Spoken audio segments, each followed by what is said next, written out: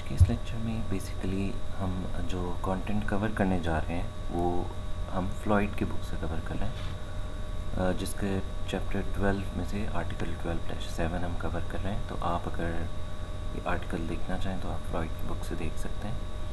वैसे मैंने जो लेक्चर है वो भी फॉरवर्ड कर दिया है CR को, तो वहाँ से भी आप इसको देख सकते हैं।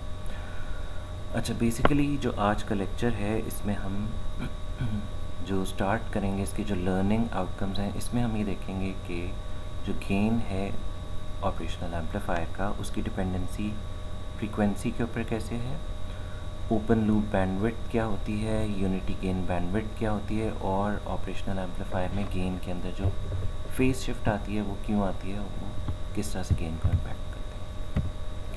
अगर हम रिव्यू करें ऑपरेशनल एम्पलीफायर्स का, तो जो ये आपको लेफ़्ट साइड पे फिगर नज़र आ रही है, ये basically general operational amplifier configuration है। इस कॉन्फ़िगरेशन में हमें पता है कि जो AOL यहाँ हमने मेंशन किया, this is the internal voltage gain, जिसको हम यूजुअली ओपन लूप गेन कहते हैं, और ये काफ़ी हाई होता है। लेकिन अगर हम क्लोज लूप कॉन्फ़िगरेशन की तरफ आ जाएँ तो वो डिपेंड करेगा गेन कि आप कौन सी क्लोज लूप कॉन्फ़िगरेशन यूज़ कर रहे हैं। इसमें अब इन्वर्टिंग कॉन्फ़िगरेशन भी हो सकती है और नॉन इन्वर्टिंग कॉन्फ़िगरेशन भी हो सकती है। इस फिगर में आपको जो नज़र आ रही है configuration, that is basically an inverting configuration, जिसमें आपके पास क्लोज लूप गेन जो है वो रेजिस्टेंसेस के ऊपर डिपेंड करता है, या एक्सटर्नल जो आपके फैक्टर्स होते हैं उनके ऊपर डिपेंड करता है, जो कि इस केस में हमारे पास रेजिस्टेंसेस हैं।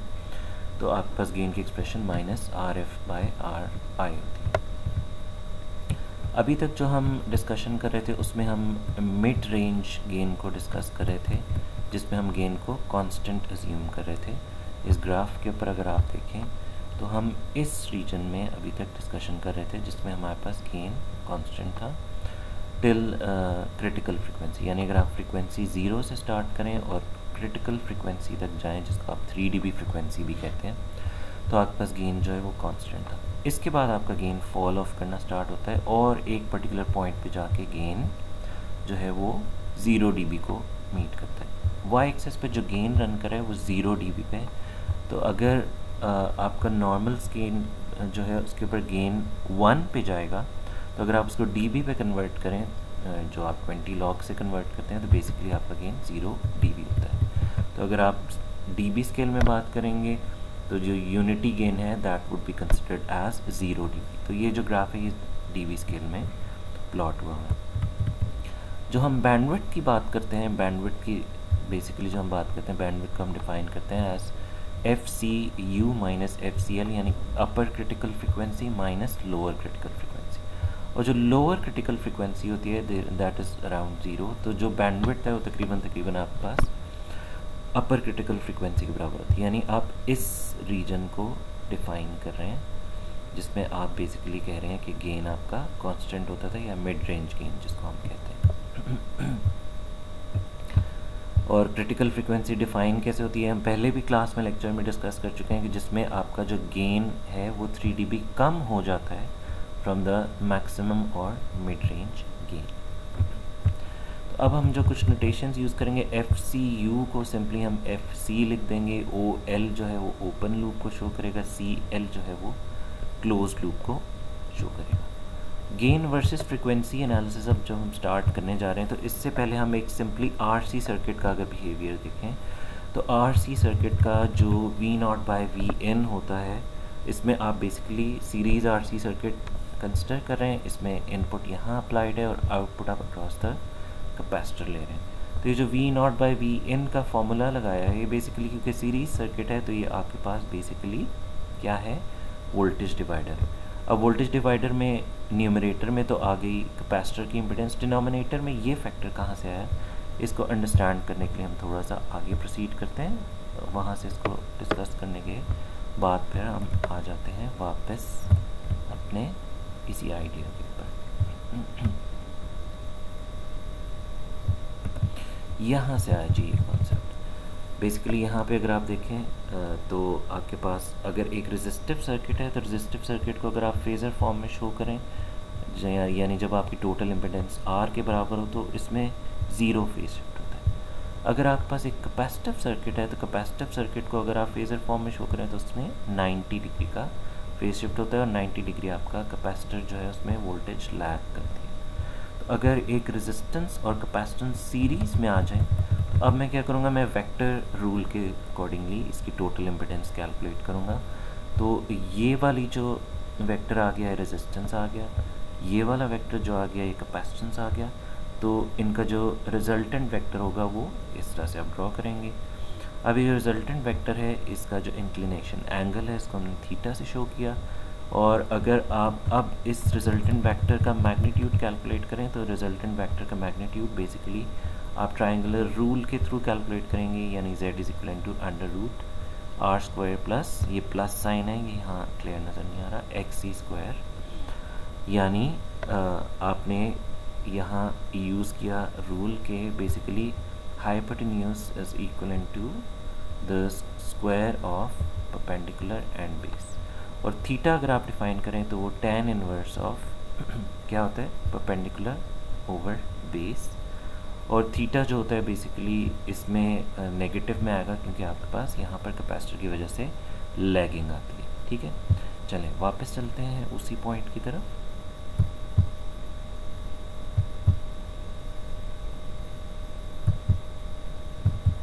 जी, तो यहाँ से हम स्टार्ट करेंगे। तो अब आपने जब वोल्टेज डिवाइडर लगाना होता है तो बेसिकली वोल्टेज डिवाइडर आप कैसे लगाते हैं, जो इम्पिडेंस या रेजिस्टेंस जिसकी क्रॉस आप फाइंड आउट करना चाह रहे हैं वोल्टेज, वो न्यूमरेटर में आता है और डिनोमिनेटर में टोटल इम्पिडेंस। और टोटल इम्पिडेंस अभी हमने कैलकुलेट की थी z के इक्विवेलेंट, और वो हमारे पास ये under root are square plus X C square आ रही थी। तो अब आपका वोल्टेज डिवाइडर बन गया, v naught is equal to impedance of capacitance divided by the total impedance into V I, और वी आई को आप फिर इस साइड ड्रॉप कर दें तो ये आपके पास वोल्टेज गेन आ जाएगा। इसी इक्वेशन को थोड़ा सा रीअरेंज कर लें, आप एक्स सी से डिवाइड कर दें तो आपके पास इक्वेशन 2 में कन्वर्ट हो जाती है। अच्छा, इसमें हमें ये पता है कि जब आपके पास एक आरसी सर्किट होता है तो उसकी जो क्रिटिकल फ्रिक्वेंसी होती है that is basically equal to 1/2 pi R into C. ठीक है, ये आर इंटू सी है। अगर इसको मैंने इक्वेशन 3 का नाम दे दिया, अगर इस इक्वेशन 3 को हम f से डिवाइड कर दें दोनों साइड पे तो ये इक्वेशन बन जाएगी जिसको आप इस तरह से रीअरेंज भी कर सकते हैं। अच्छा, अब हमें ये पता है कि जो कैपेसिटर की इम्पिडेंस होती है that is equal to 1/2 pi f c. ठीक है, तो ये 1/2 पाई एफ सी को अगर मैं इक्वेशन नंबर 4 में प्लग इन कर दूं तो इक्वेशन नंबर 4 को अगर आप देखें तो जिस इसमें ये 1 ओवर ब्रैकेटेड टर्म है, this is basically equal to x c 1 over this bracketed term. तो इक्वेशन नंबर 4 में आप 1 ओवर दिस ब्रैकेटेड टर्म को रिप्लेस कर दें एक्स सी से, तो इक्वेशन 4 बन जाएगी F C divided by F is equal to x C divided by R. अब हमारे पास जो F C divided by F है वो इक्वल हो गया F X C divided by R. तो अब अगर आप इक्वेशन नंबर 2 में वापस चलें तो इक्वेशन नंबर 2 में हमारे पास फैक्टर आ रहा था R square divided by X C square. इस R square divided by X C square को आप इक्वेशन नंबर 5 को इन्वर्ट करके जो है उसको वापस प्लग इन कर सकते हैं। यानी अगर एक दफ़ा फिर मैं रिपीट करूं तो इक्वेशन नंबर 2 में ये डिनोमिनेटर में जो factor R square by X C square है, ये फैक्टर बेसिकली अगर मैं इक्वेशन नंबर 5 को देखूं तो ये इस इक्वेशन नंबर 5 का इन्वर्स है। तो हम इस इक्वेशन नंबर 5 को इन्वर्ट करके इक्वेशन नंबर 2 में प्लग इन कर सकते हैं यहाँ पर। तो अब हमने क्या किया, अब हमने इक्वेशन नंबर 2 में इसको जब प्लग इन किया तो इक्वेशन नंबर 2 मेरे पास बन गई V not by V N is equal to 1 over 1 plus F square divided by F C square. अब हम इस कॉन्सेप्ट को लेके आते हैं towards operational amplifier. Operational amplifier को हम जब मिड रेंज फ्रिक्वेंसी से आगे बियॉन्ड एनालाइज करते हैं तो उसमें कुछ इंटरनली कैपेसिटिव इफेक्ट्स जनरेट होते हैं एट द आउटपुट साइड।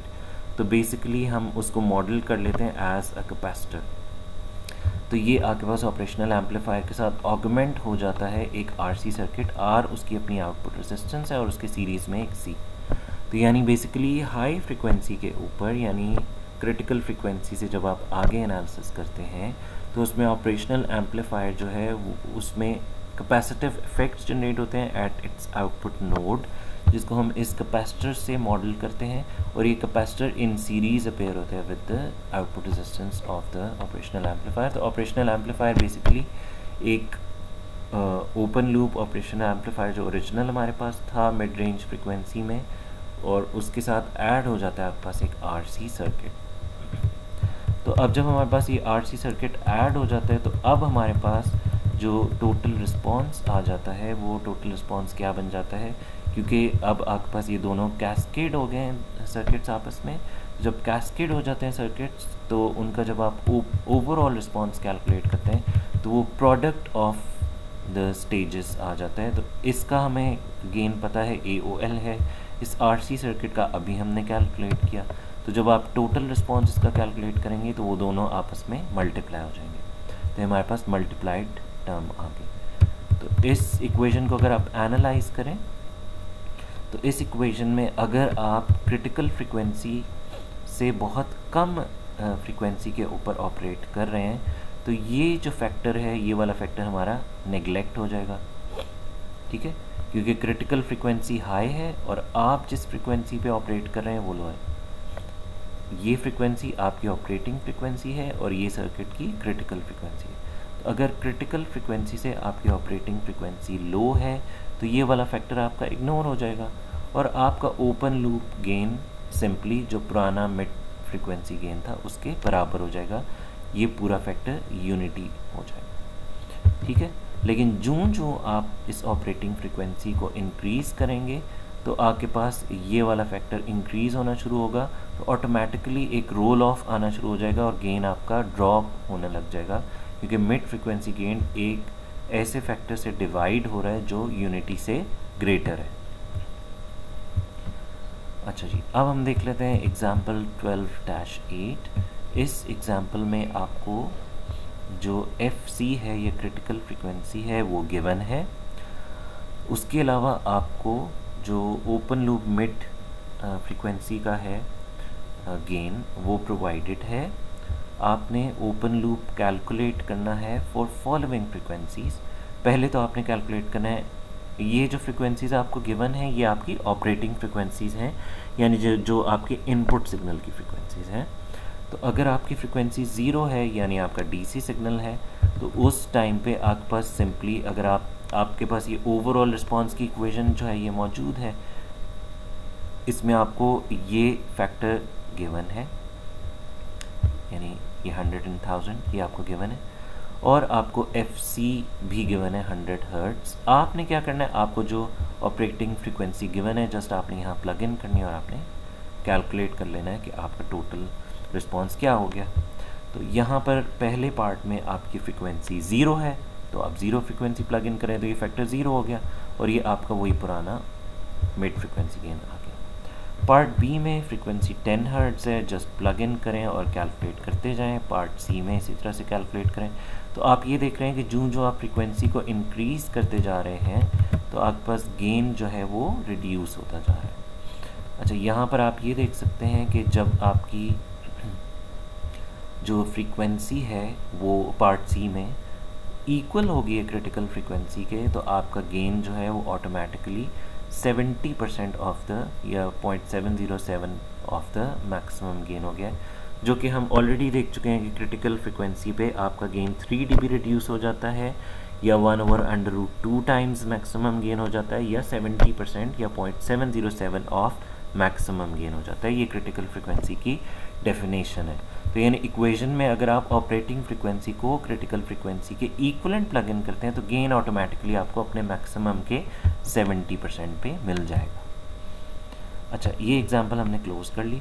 अब इसके बाद फेज शिफ्ट की बारी आती है। फेज शिफ्ट जो है वो हम दोबारा से अगर डिस्कस करें इस फिगर के थ्रू, तो ये फेज शिफ्ट हमने कैलकुलेट किया था कि फेज शिफ्ट जो है वो बेसिकली आपके पास इक्वलेंट होता है tan inverse of XC divided by R की।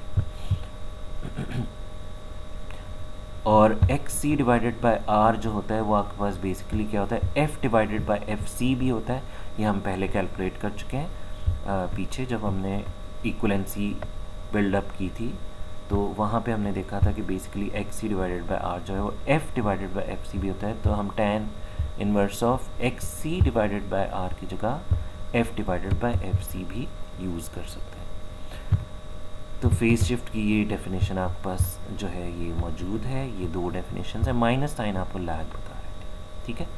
अब एग्जाम्पल 12-9 में आपको एफ सी गिवन है 100 हर्ट्स, आपने फेज शिफ्ट्स कैलकुलेट करनी है फॉर डिफरेंट फ्रीक्वेंसीज।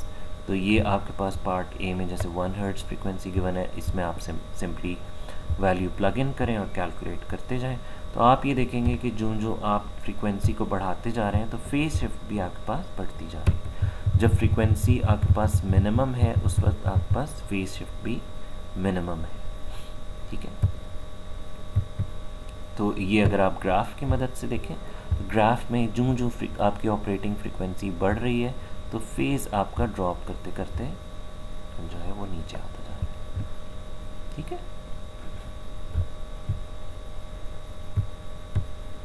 अब देखते हैं हम कंप्लीट फ्रीक्वेंसी रिस्पॉन्स।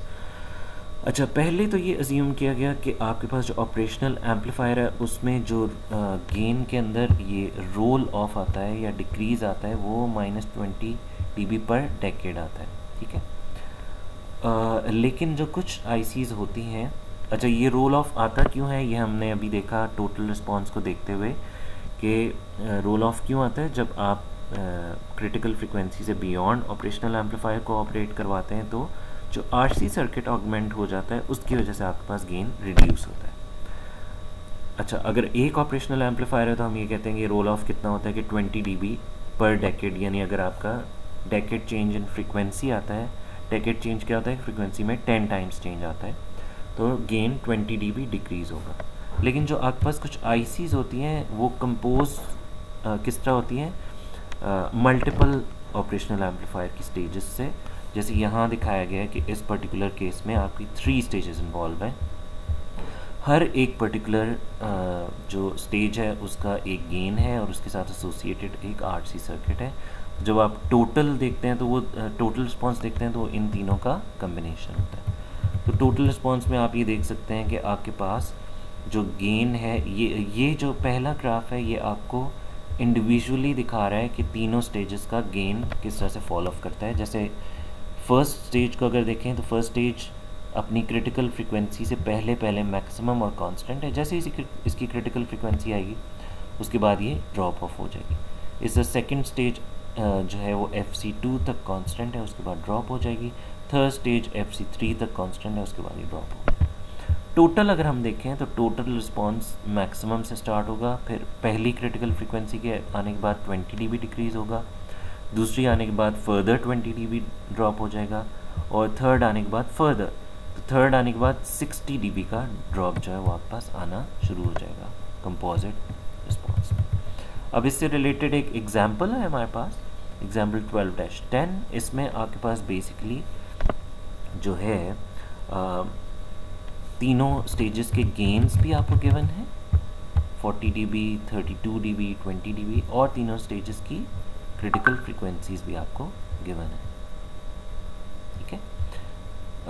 अब इसमें आपने क्या करना है, आपने डिटर्मिन करना है open loop mid range gain in dB and total phase lag when frequency is same as FC1। अच्छा, अब अगर हम dB में बात करें तो गेन जो है वो टोटल आपके पास ऐड हो जाएगा, ठीक है, AV1 प्लस, क्योंकि dB स्केल में अगर नॉर्मल स्केल में गेन मल्टीप्लाई हो रहा है तो dB में ऐड हो जाएगा, और जो थीटा टोटल है वो आपके पास तीनों थीटास को आप ऐड कर दें और सिंपली इसके साथ एक माइनस साइन लगा दें जो लैग को शो कर रहा है, तो ये आपके तीनों ऐड हो।